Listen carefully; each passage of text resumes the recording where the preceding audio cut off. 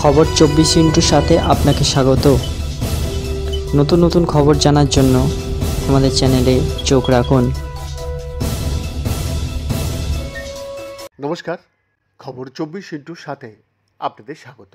দর্শক, ধনিয়াখালীতে সেনাকর্মীর বাড়িতে হুমকি পোস্টার, মুন্ডু চাই লিখে ফেলা হয়েছে। এই পোস্টার হুগলি গ্রামীণ থানায় অভিযোগ দায়ের করেছেন সেনাকর্মী পরিবারের সদস্যরা। সোমবার গতকাল সেনাকর্মীর বাড়িতে গিয়েছিলেন ধনিয়াখালীর বিধায়ক অসীমা পাত্র। তাৎপর্যপূর্ণ বিষয়, উদমপুরে জঙ্গিদের গুলিতে শহীদ হওয়া ঝন্টু আলী শেখ যে স্পেশাল ফোর্স ইউনিটের জওয়ান ছিলেন, ধনিয়াখালীর এই সেনাকর্মীও একই ইউনিটে কর্মরত। কে বা কারা এই হুমকি পোস্টার দিয়েছে তা এখনও জানা যায়নি।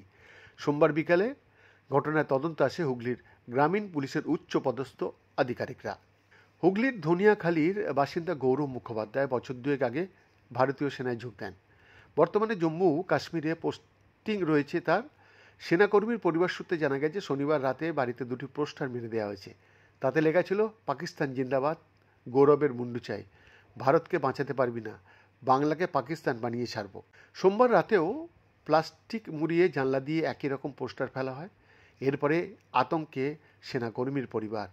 ধনিয়াখালী থানার অভিযোগ জানিয়েছে তারা, এবং গৌরববাবুর বাবা তিনি জানান, পাশের বাড়ির সিসি ক্যামেরায় দেখা গেছে একটা স্কুটারে চেপে দুজন এসেছে, মুখ ঢাকা ছিল তাদের।